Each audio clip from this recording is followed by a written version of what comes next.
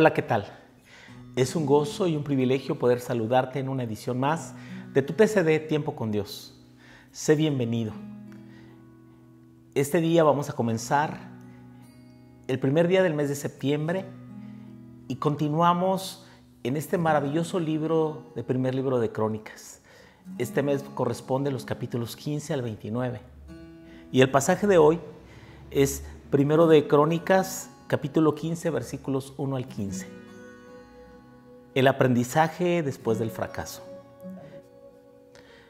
Hizo David también casas para sí en la ciudad de David y arregló un lugar para el arca de Dios y le levantó una tienda.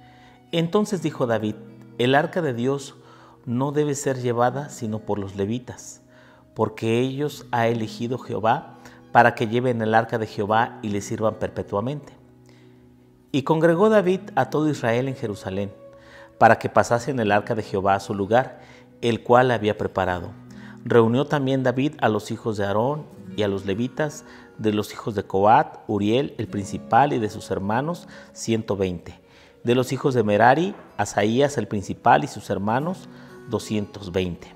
De los hijos de Gersón, Joel el principal de sus hermanos 130. De los hijos de Elisafán, Semaías el principal y sus hermanos 200.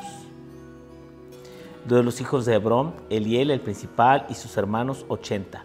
De los hijos de Uziel, Aminadab el principal y sus hermanos 112. Y llamó David a los sacerdotes Sadoc, Abiatar y a los levitas Uriel, Azarías, Joel, Semanías, Eliel y Aminadab.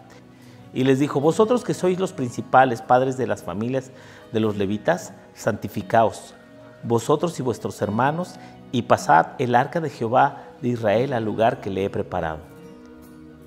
Pues por no haberlo hecho así, la primera vez Jehová nuestro Dios nos quebrantó, por cuanto no le buscamos según su ordenanza. Así los sacerdotes y los levitas se santificaron para traer el arca de Jehová, Dios de Israel.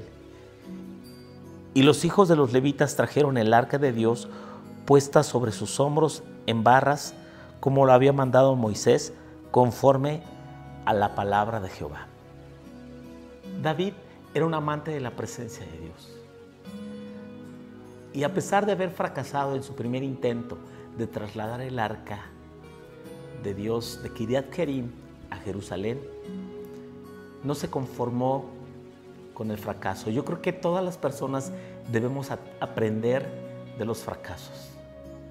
Y fracasar no significa que no debamos volver a intentarlo, sino los fracasos nos deben dejar una enseñanza para corregir, para nosotros revisar el proceso. ¿Qué no estuvo bien? ¿Qué no hicimos bien? Después de cada fracaso debemos tener un autoanálisis. Debemos de revisar los procesos y aprender de ello, rectificar y volverlo a intentar. ¿Cuántas veces? Las que sean necesarias. Los grandes hombres en la historia nos enseñan cómo una y otra vez intentaron hacer las cosas hasta que lo lograron. De Kiriat Jearim a Jerusalén había una distancia de aproximadamente unos 22 kilómetros. Es el primer libro de Samuel que nos dice que cuando los sacerdotes hubiesen dado 6 pasos, David sacrificó un animal. Significa que cada vez que completaban esa distancia de 6 pasos, David ofrecía un sacrificio. Cada 6 pasos, un sacrificio. Fue un camino difícil. El camino a la victoria no se ve fácil muchas veces. Implica trabajo, dedicación, pasión, fuerza. Pero ellos llegaron gozosos a Jerusalén llevando sobre sí el arca de Dios. David exhortó a los sacerdotes y levitas para que se santificasen. Y aquí hay otra enseñanza bien importante. El servicio que ofrecemos a Dios debe ser en santidad. La Biblia muchas veces nos exhorta a santificarnos. ¿Y qué es santificarse? Santificarse significa purificarse, apartarse del pecado, dejar la livianidad, dejar las cosas vanas en nuestra vida y presentarnos agradables delante de Dios. Son varias ocasiones en que la palabra de Dios nos dice, por ejemplo, el que hurtaba no hurta más, que hablemos la verdad, que tengamos un corazón perdonador, que seamos rectos. Los sacerdotes y levitas habían descuidado su ministerio, pues como ya vimos anteriormente, el arca había permanecido abandonada muchos años y fue hasta que David tuvo el deseo de traer el arca de Dios, porque eso representaba tener a Dios con ellos.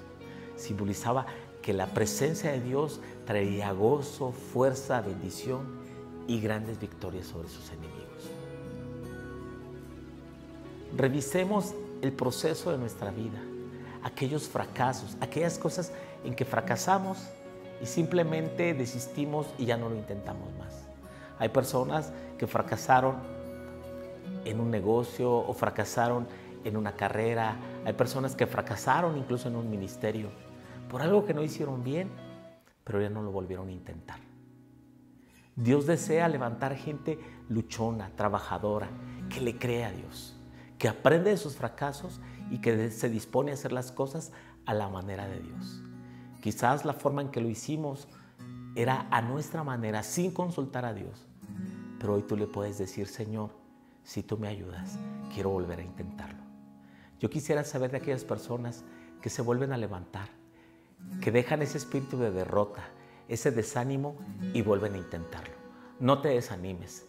El Señor te da una nueva oportunidad. El Señor es bueno, es perdonador, Él es fiel. Te bendigo en el precioso nombre de Jesús para que lo vuelvas a intentar. Vamos, levántate. Dios es fiel.